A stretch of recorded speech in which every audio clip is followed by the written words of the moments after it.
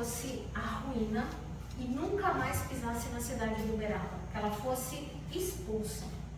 Então eles se uniam, os pacientes já eram psiquiátricos, já eram obsidiados, eles se aproximavam desses pacientes e atormentavam. Num dos episódios, este Matias se aproximou de um interno, o interno conseguiu pegar álcool e disse que tacaria fogo no sanatório para acabar com aquela obra. Como ele não conseguiu, ele disse que tacaria fogo em seu próprio corpo e que ela levaria a culpa, que sairia em todos os jornais que o sanatório não cuidava bem de seus pacientes, que lá os pacientes se suicidavam. Então imaginem como foi difícil esse período, como foi difícil esse trabalho no plano material. Na sessão mediúnica, como eu citei, ela ocorreu em 1934. E olha os dados que Eurípides Barçanufo trouxe. O Hospital Esperança, construído no plano espiritual, ele foi criado pelo espírito de Eurípides Barçanufo quando ele desencarnou. O sanatório foi planejado pelos benfeitores a fim de trabalhar em conjunto com o hospital aqui da Terra, que era o sanatório. Entre os seus benfeitores estaria Santo Agostinho e João Evangelista. O sanatório foi planejado para ser uma quitação da insana noite de São Bartolomeu. Então, naquele momento, ele foi idealizado, ele foi planejado, ele foi construído, porque os espíritos que estavam desorientados, necessitando de apoio, eles precisavam ser socorridos.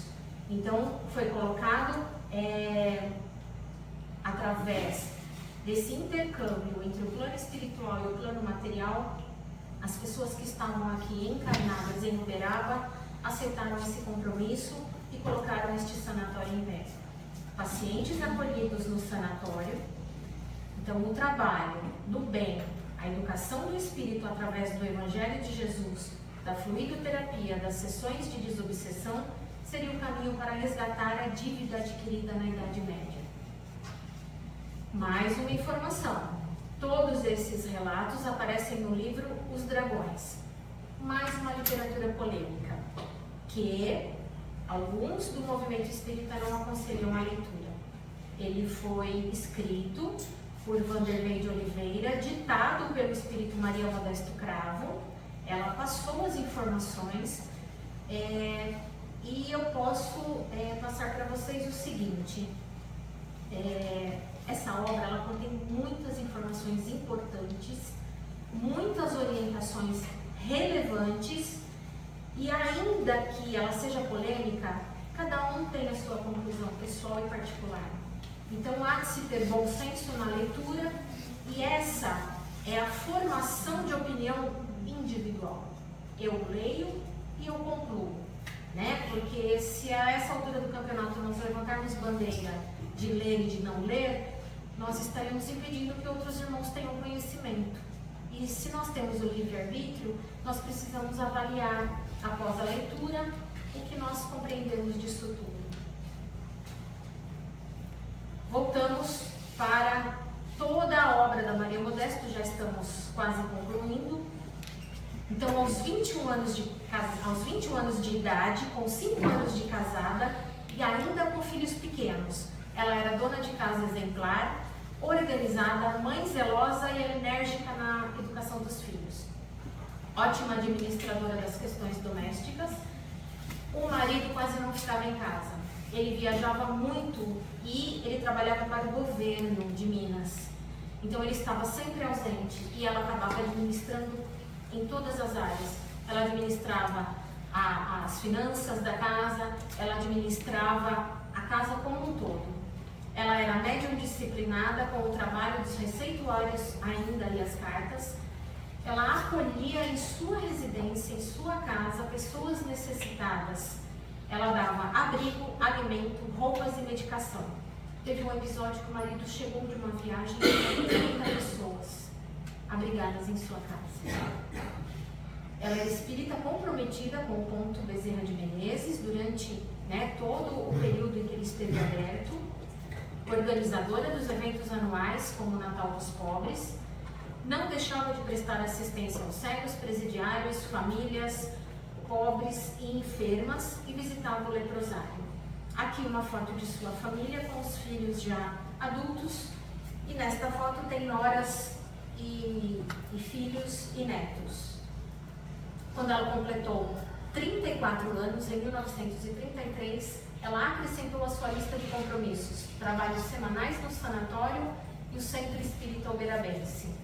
Quando ela completou 41 anos de idade, em 1940, ela ajudou a fundar a União da Mocidade Espírita Uberabense. Quando ela completou 50 anos de idade, ela foi uma das fundadoras do Lar Espírita, entidade de amparo à infância. Uma espécie de orfanato, né? Recebia crianças de 1 ano que permaneciam até os 18. Algumas tinham famílias, mas famílias que não tinham recursos para cuidar das crianças. E as crianças lá recebiam educação, recebiam cursos, capacitação profissional, recebiam todo tipo de assistência e também acolhia mães solteiras. E dentro dessa entidade, ela trabalhava como evangelizadora também. Quando completou 55 anos de idade, ela passou a morar no Sanatório Espírita. Ela reconheceu que, estando presente, morando lá dentro, ela conseguiria dedicar-se de uma forma mais satisfatória. Porque ela achava que, indo embora para casa, ela não ficava sossegada. Ela precisava estar lá. Atuante junto às causas sociais e beneficentes, ao longo dos anos, ela fez parte do grupo que fundou a maçonaria de Uberaba. Era bem relacionada, pessoas do poder público, políticos influentes e famílias ricas do Triângulo Mineiro passaram a prestar atenção no trabalho que ela desenvolvia.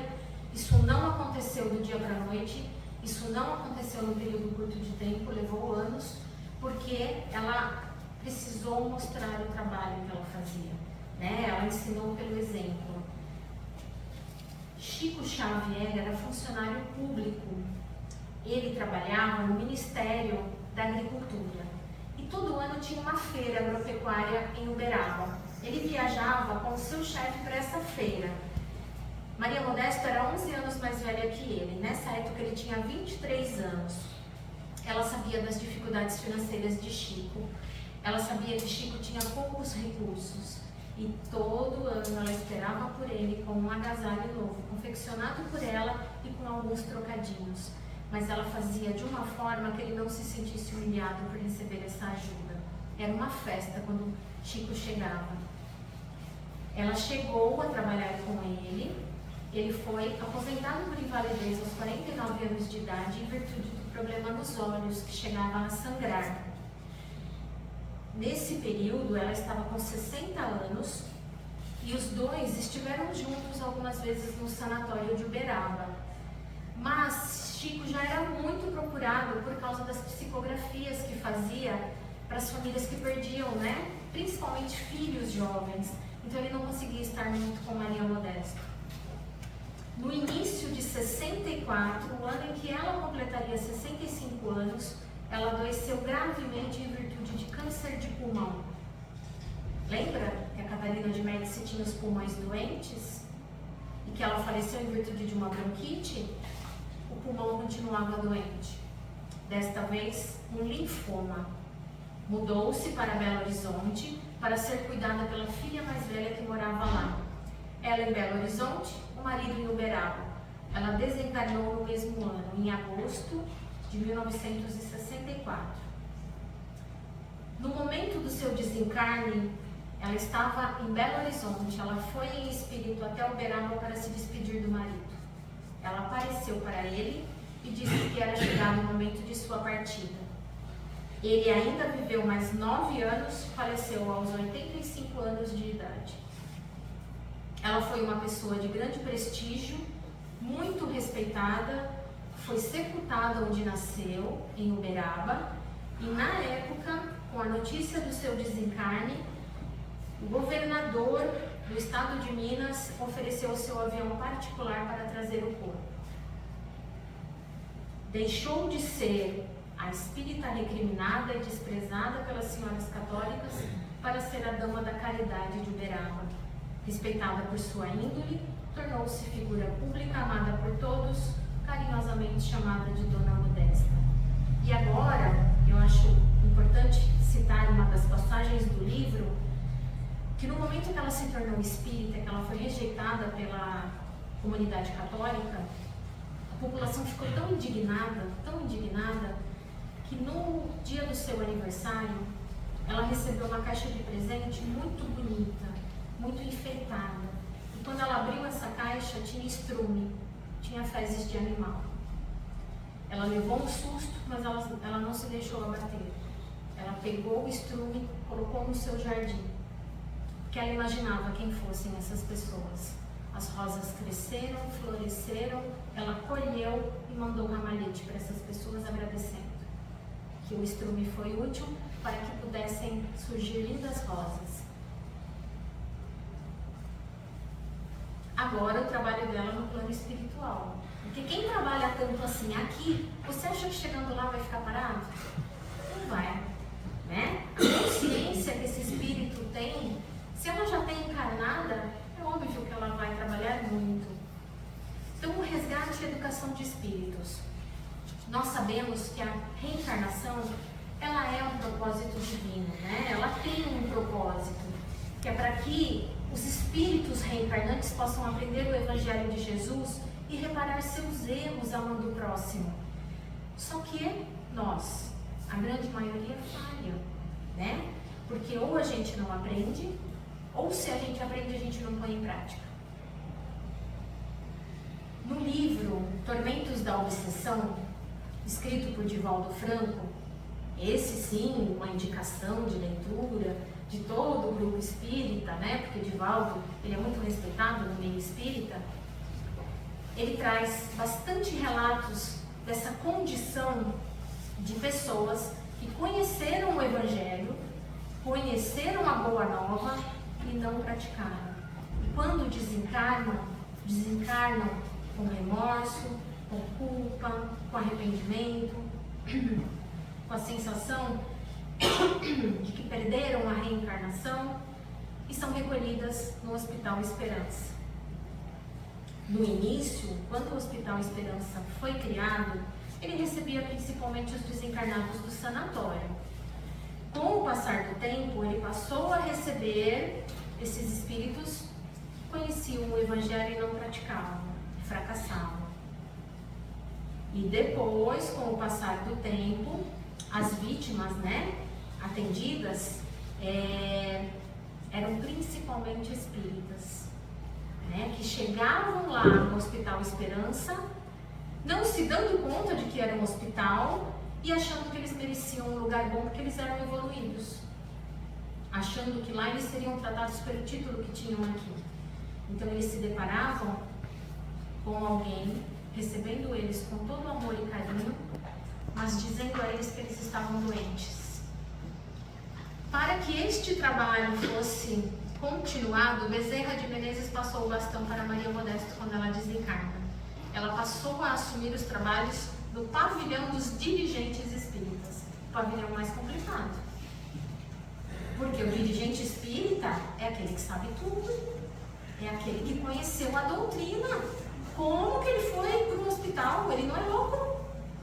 E Maria Modesto, firme, mas doce, mãe amorosa, recolhe estes nossos irmãos. Então, além do trabalho dela no Hospital Esperança, ela também comanda caravanas de jovens aprendizes iniciados no trabalho de assistência fraterna como socorristas da cruz terrestre. Socorristas, eles trabalham principalmente, né, amparando os espíritos recém-desencarnados, aqueles que não compreendem o que aconteceu, aqueles, né, que precisam desse apoio imediatamente ao seu desencarne. Escreve palestras como orientadora, escreve livros psicografados, nos transmitindo conhecimentos científicos, culturais sobre a moral cristã e trabalha como mentora espiritual de casas espíritas. E agora, para finalizar, o último slide, a mentora em frases ditas por ela. Meus sofrimentos e minhas lutas vivenciadas na Terra foram apenas uma alavanca propulsora, me convocando a uma longa caminhada rumo à renovação. ser cristão é amar a vida. E amar a vida é amar o homem. A nossa fé não nos poupará de um esforço maior.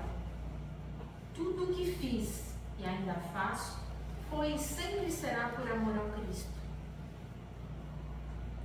Devemos servir sem apego e doar sem exigências. Continuo rogando a Jesus Cristo que nos dê forças e coragem para que consigamos cada vez mais materializar o nosso amor através do trabalho em benefício do próximo. Não basta seguir em frente rumo à própria evolução. De que vale avançar sozinho? É preciso olhar para trás e estender as mãos aos irmãos que caminham com dificuldade. É preciso incentivá-los a não desistir. Maria Modesto Cravo. Boa noite, eu agradeço. E agora nós vamos colocar um vídeo onde aparecem algumas fotos, né, dela, da família. E esse vídeo ele está no YouTube. Ele foi feito na época que o livro Recordações de Modesta ele foi lançado. O autor ele foi até Uberaba para uma noite de autógrafos. Então eles acrescentaram as fotos de Maria Modesto, as fotos da noite de autógrafos. Vocês vão ver que já tem um certo tempo, né? Porque faz tempo que o livro foi lançado. E tem a música em homenagem a ela. Vou pedir ajuda do Uber para a gente colocar o som aqui.